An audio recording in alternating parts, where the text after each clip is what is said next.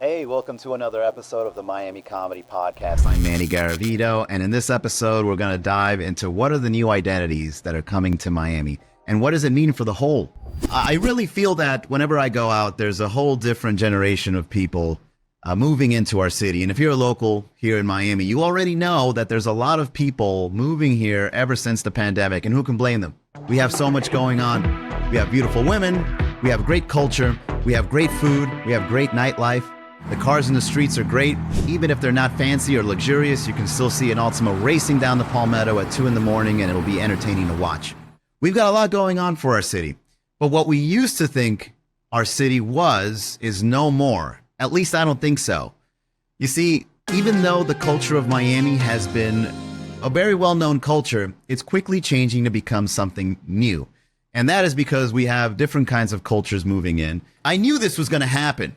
As soon as I started meeting people that were in tech industry or entrepreneurial people that are starting new industries, I knew something was going to happen. And then DeSantis says he was moving like $450 million to Florida. And I already know Miami is going to put their hands on that. You know, we're great negotiators. When money's coming around, we know what to do. I kind of saw this coming, but now that it's here, I'm still kind of in shock. I don't know how to act now that we are really living in this brand new era that is Miami. And I've met so many people from different walks of life contributing to the Miami identity. My favorite one is the young rich kid, you know, the one that was born wealthy and then comes to our city with a Lambo at the age of 22, and then they're doing life seminars and they're telling me things like, oh, you know, you got to go out there and follow your passion. All right, noted. I'll make sure to take a note of that so that I got something to do if I ever do get reincarnated.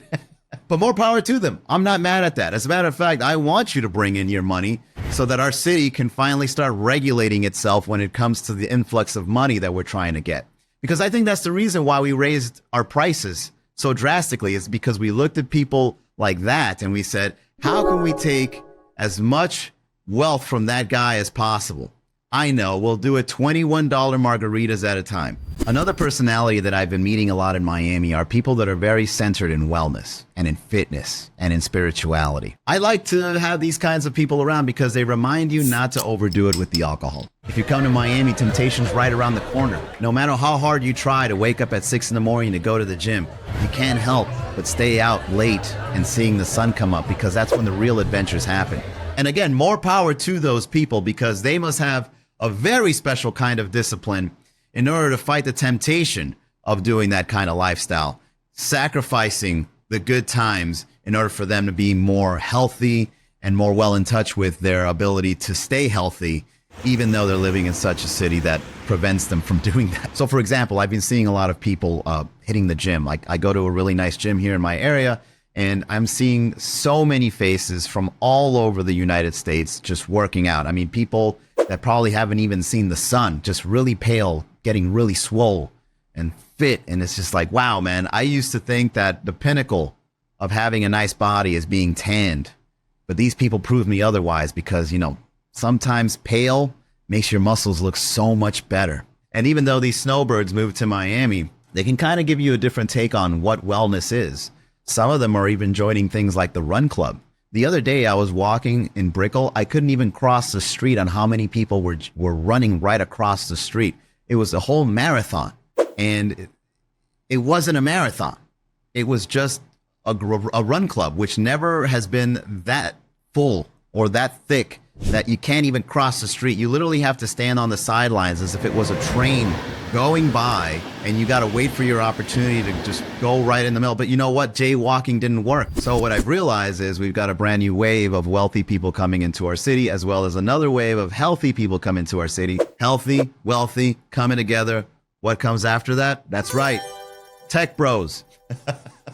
Well, for the most part, ever since Jeff Bezos moved here from Seattle, we've become a beacon for a lot of techies and entrepreneurs in the tech space to move here and to find interest in finding some sort of niche or some sort of need that could be filled here in our city. And why not? You know, if you're living an extravagant lifestyle, providing technology to people, why not get away from technology and do some vices in our city? Why don't you go party? Why don't you enjoy the sun? Have a nice mojito somewhere by the beach?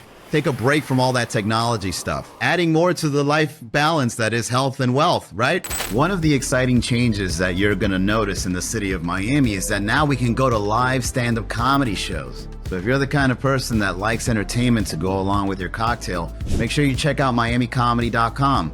We do shows all over the city, practically every night of the week.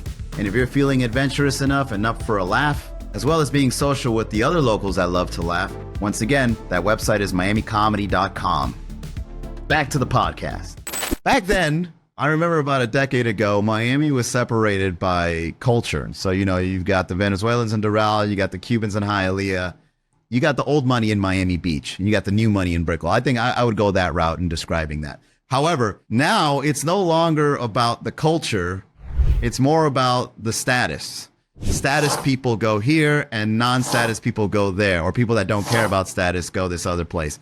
Whatever it is, this prevention of people coming together in the city of Miami is making us very divided. And entrepreneurs or people in hospitality or people looking into branding don't really know where to invest their communication into, because we're so fragmented that if you talk to one, you then can't talk to the other.